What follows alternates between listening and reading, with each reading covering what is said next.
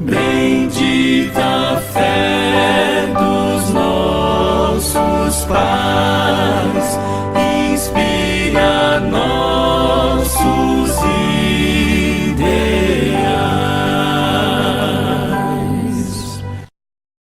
Alerta aos Adventistas. Parte 1. Se você fosse judeu 2 anos antes do Holocausto, e alguém te revelasse o que estaria por vir, você acreditaria? E se alguém te disser que serão aprovadas leis dominicais, você acreditaria? E se disser que essa lei está mais próximo do que você imagina, você acreditaria? A lei dominical está chegando a passos rápidos. Estamos preparados? Os movimentos que atualmente se desenvolvem, nos Estados Unidos da América do Norte, para assegurar à Igreja o apoio do Estado, determinam o rápido avanço da obra de engano de Satanás, ao este se preparar para o conflito vindouro. O vulcão está prestes a explodir.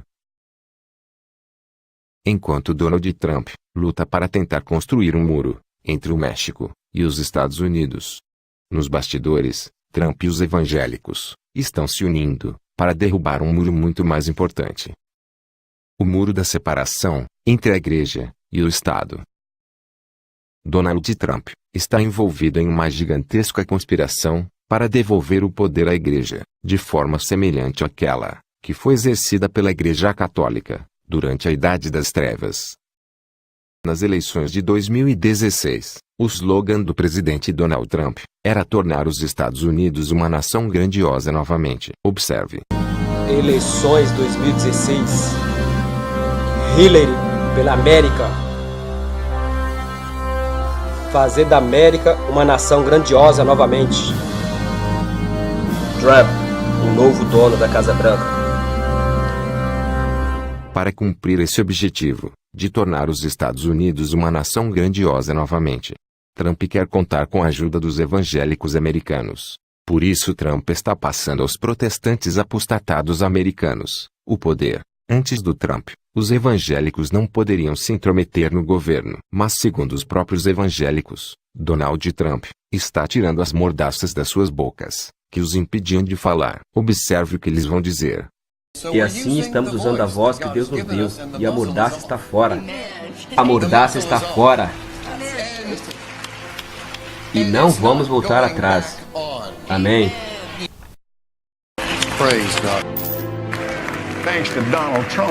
Obrigado, Donald Trump.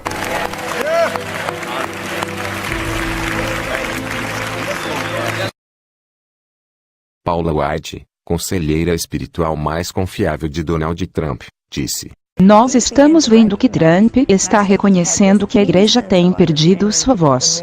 E ele estudou a emenda Johnson. Um dia estávamos reunidos na casa do Trump e ele disse que gostaria de falar no púlpito da igreja. Aí o pastor Dobson disse: Não podemos fazer isso. E ele disse: Por quê? Ele foi realmente desafiado. Então ele olhou para cima e ele levou todos nós até a janela e olhando para baixo disse: Vocês estão vendo aquelas pessoas na rua? Eles têm mais poder com sua voz do que vocês para influenciar massas e milhões. Trump confirma o que ela disse. Eu estava na Trump Tower. Eu apontei para a calçada. Havia pessoas andando no circuito. Eu disse então: aquelas pessoas andando na calçada são mais poderosas do que vocês no clero. E isto não vai acontecer mais. Eles estão realmente sendo silenciados. Não podemos deixar isso acontecer.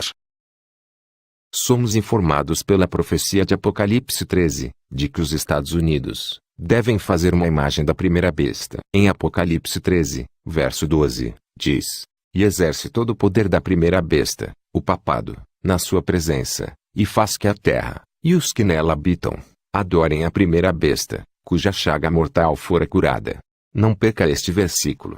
Há várias coisas que podemos notar aqui. A Igreja dos Estados Unidos, unida com o Estado, vão exercer o mesmo poder da Igreja Católica na Idade Média e irá forçar as pessoas a adorar o papado, guardando o domingo. Já foi prometido por Donald Trump, antes de ganhar as eleições, que ele iria dar o poder à Igreja Evangélica na América. Ele disse: Donald Trump prometeu acabar com uma separação entre a Igreja e o Estado.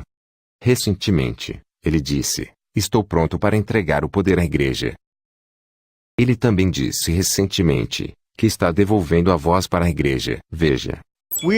Estamos devolvendo as vozes de nossas igrejas. Estamos devolvendo-as na mais alta forma. E o pastor Kenneth Copeland diz: Graças ao Senhor e a Donald Trump, podemos falar sobre essas coisas na igreja, no domingo de manhã.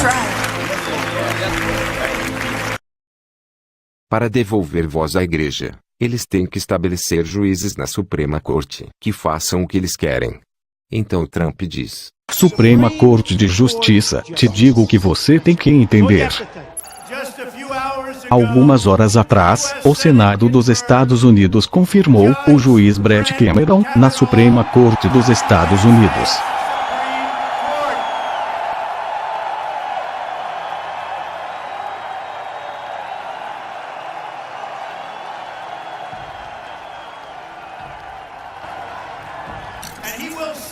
E ele se sentará, orgulhosamente, ao lado da justiça, para defender seus direitos sagrados. Em 6 de novembro de 2018, teve eleições para escolher novos senadores e juízes, nos Estados Unidos. Então Paula White e sua companheira fizeram uma campanha para o povo votar em seus juízes. Vejam o que elas disseram. Agora isso não é apenas para nós irmos votar, mas trazer outros eleitores para as urnas.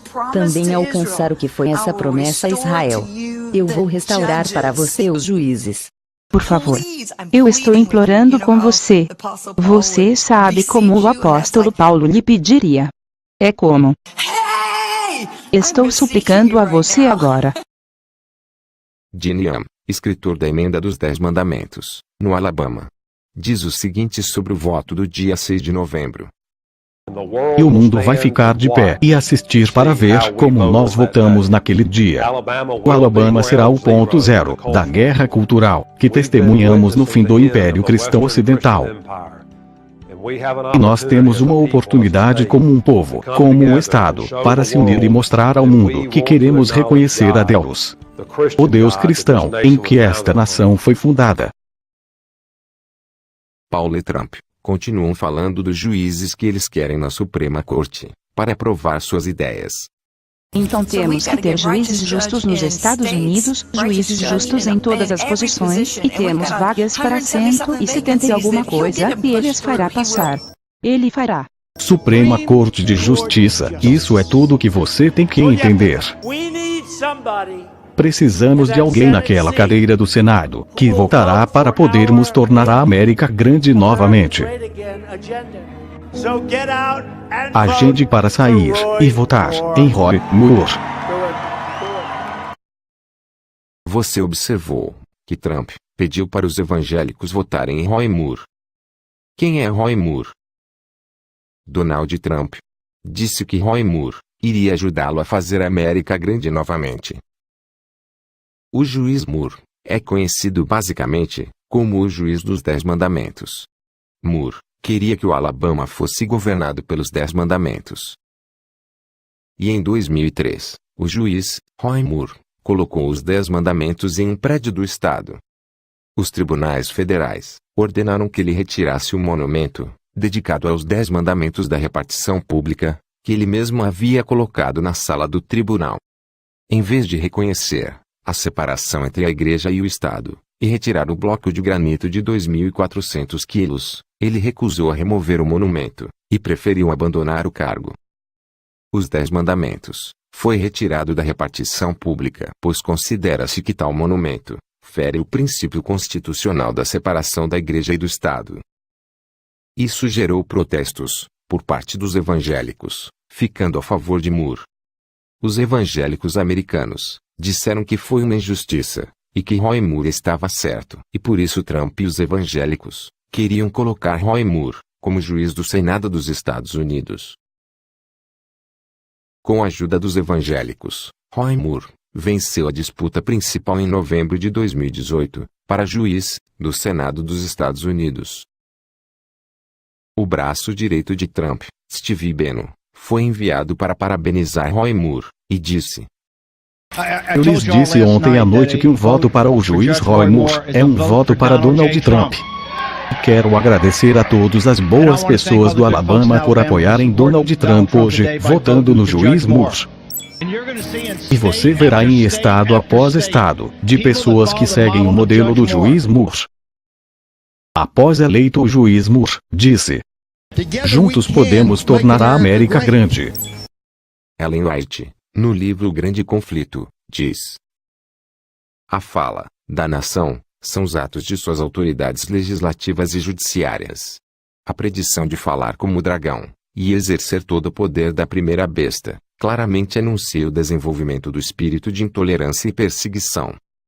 E a declaração de que a besta de 2 chifres faz com que a terra e os que nela habitam adorem a primeira besta indica que a autoridade desta nação deve ser exercida, impondo ela alguma observância, o domingo, que constituirá ato de homenagem ao papado.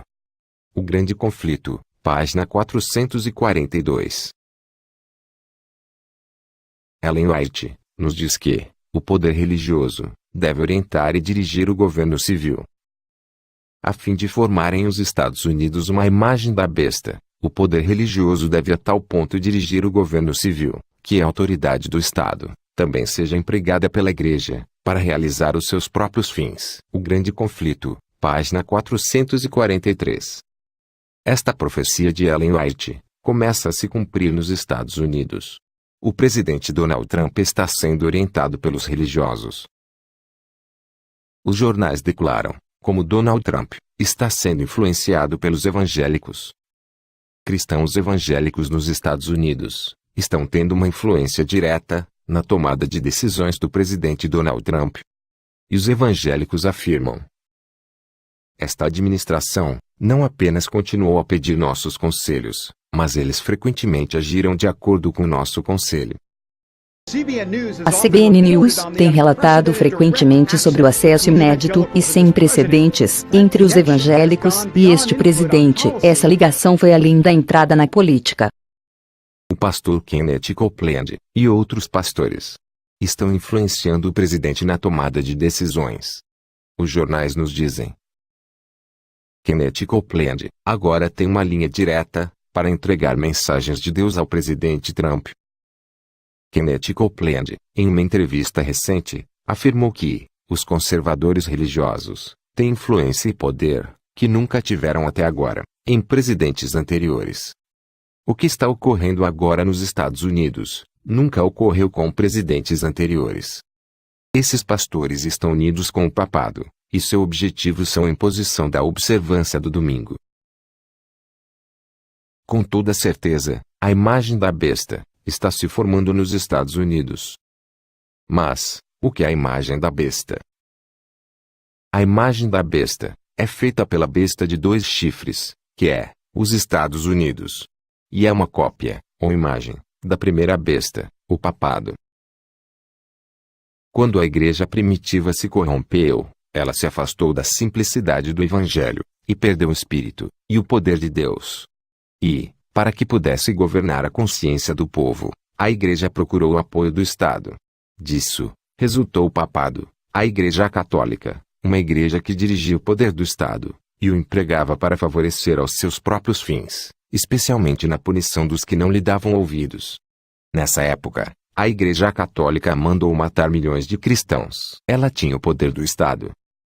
O mesmo acontecerá nos Estados Unidos. As igrejas já estão influenciando as autoridades civis para impor suas ordens e decretos.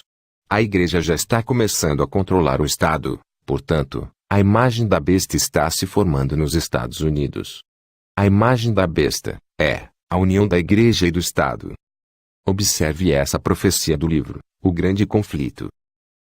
Quando as principais igrejas dos Estados Unidos, ligando-se em pontos de doutrinas que lhes são comuns, influenciarem o Estado, para que imponha seus decretos, e lhes apoie as instituições, a América do Norte protestante terá então formado uma imagem da hierarquia romana, e aplicação de penas civis aos dissidentes será o resultado inevitável. O Grande Conflito, página 445.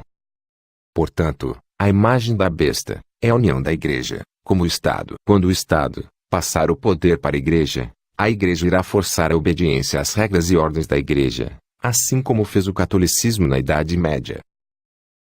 A primeira besta representa a Igreja de Roma, que na Idade Média era revestida com o poder civil, tendo autoridade para punir todos os dissidentes. A imagem, ou cópia da besta, representa o protestantismo dos Estados Unidos, unindo com o Estado, e tendo poder semelhante ao papado na Idade Média. Quando a igreja estiver totalmente unida com o Estado, ela terá a política na mão. E quem tem política, tem polícia. E quem tem polícia, manda, não pede favor. Qualquer atrevido que discordar das decisões da igreja, será impiedosamente perseguidos, presos e mortos. Para que venha a lei dominical, eles têm que acabar com a separação entre a igreja e o Estado. E a união da igreja e do Estado está acontecendo nos Estados Unidos. Antes de ser eleito, Donald Trump prometeu. Donald Trump prometeu acabar com a separação entre a igreja e o Estado. Depois de eleito, ele afirmou: "Estou pronto para entregar o poder à igreja." Antes do Trump, os presidentes dos Estados Unidos viam o perigo da união da igreja com o Estado. Veja o que disse Thomas Jefferson: "Erguer um muro de separação entre a igreja e o Estado é absolutamente essencial em uma sociedade livre." Veja outro presidente americano que compreendia muito bem a importância da separação entre a igreja e o Estado. James Madison, quarto presidente dos Estados Unidos, disse: "O propósito da separação entre a igreja e o Estado é afastar para sempre nestas praias a luta incessante que encharcou o solo da Europa com sangue durante séculos." Hoje o pensamento é outro, até de muitos adventistas, como Ben Carson. A Casa Branca está derrubando o muro entre igreja e Estado. Esse jornal mostra uma declaração de Ben Carson, que é secretário da Habitação e Desenvolvimento Urbano do governo Trump. Observe só o que Ben Carson disse. Ben Carson, o secretário de Habitação e Desenvolvimento Urbano, e um devoto adventista do sétimo dia, descreveu o compromisso da separação entre igreja e Estado como lixo, motivado por politicamente correto. É incrível. Como pode um adventista do sétimo dia dizer uma coisa dessas?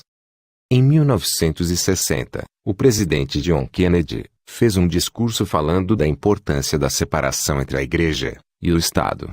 E após esse discurso, ele foi morto. Vamos ver o que ele disse.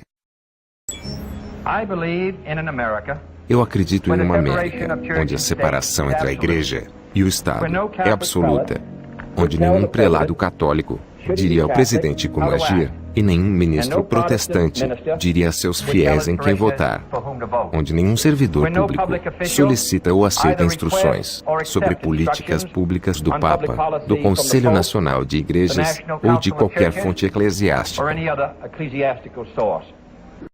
Agora veja isso. Donald Trump nomeia Rick Santorum para o Comitê Consultivo Católico. Observe o que ele falou sobre o discurso do presidente John Kennedy. Eu quase vomitei depois de ler o discurso de JFK sobre a igreja e o Estado. O pastor americano Rodney Howard Brown disse que a separação entre a igreja e o Estado é um lixo. Nos falaram da separação entre a igreja e o Estado, que é um monte de lixo.